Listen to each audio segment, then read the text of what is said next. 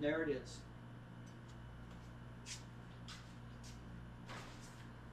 $160 later, and I don't know why it went off.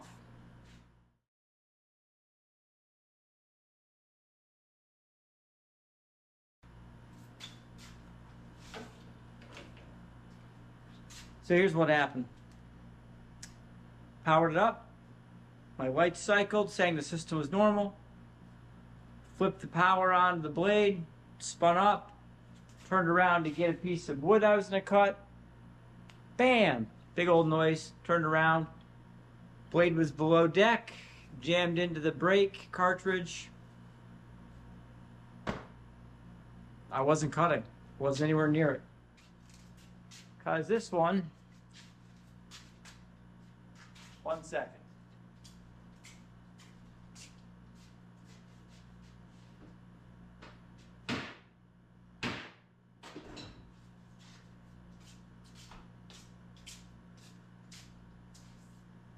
This one ain't cutting no more. That's for sure.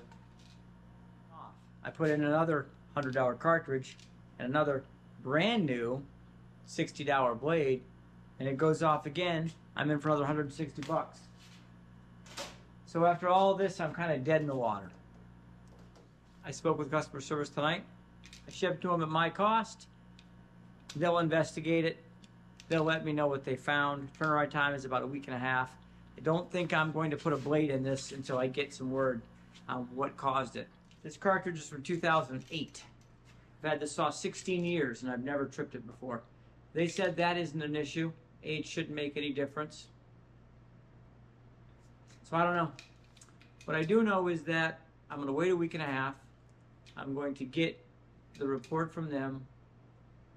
Then I'm going to very nervously set this back up, fire it up, and hope to God it doesn't happen again.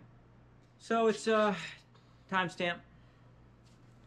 Tomorrow my dust collection tubing comes, and I'll spend some time setting that up. And I am working on some logs that have to be bucked and prepared for bull blanks. So I'll work on that a little bit. It's 98 here today, and that's significant because my area doesn't get that hot. So that's it. I ain't got much else to say other than what a disappointing start to a woodworking night. So I upgraded my old Delta dust collection system that came with a cloth bag. It was set 5 micron, but there's no way that was accurate. I put this brand new wind environmental filter in. I had to build their bracing system per the manufacturer to make it mount on this. This is only 1 horsepower. This is not a permanent solution. What I want to do is get through the next winter where all my tools are and make sure that this is the actual configuration before I work on a more robust dust collection system, something with hard ducting and a bit more power. 1 horsepower, I'd like 2 or 3.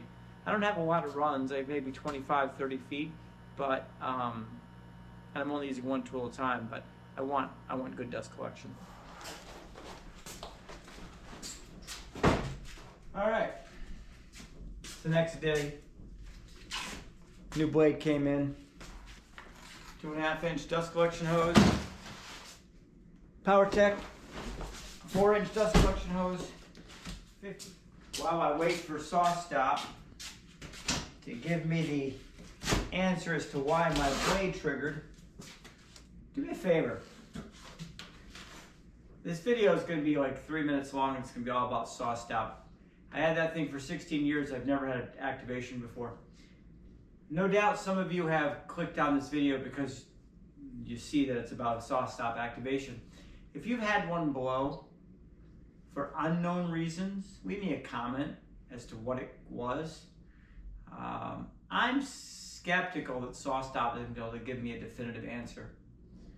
But I'd be curious if anyone else has ever energized the saw, let it run through its cycle, got a green light, flipped the switch, had the saw start up normally, and then without any interaction by a human person, without any interaction by somebody, have it activate.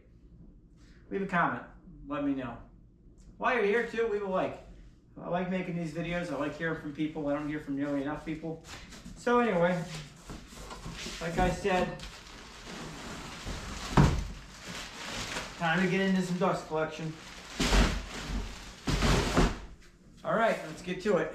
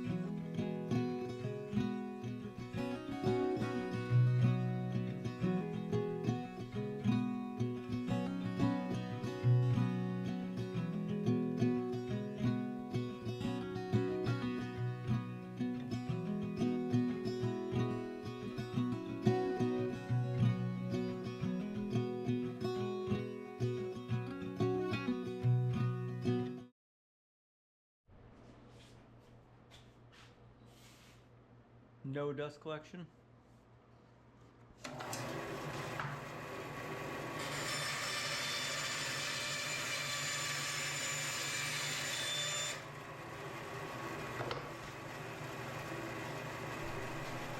Dust collection.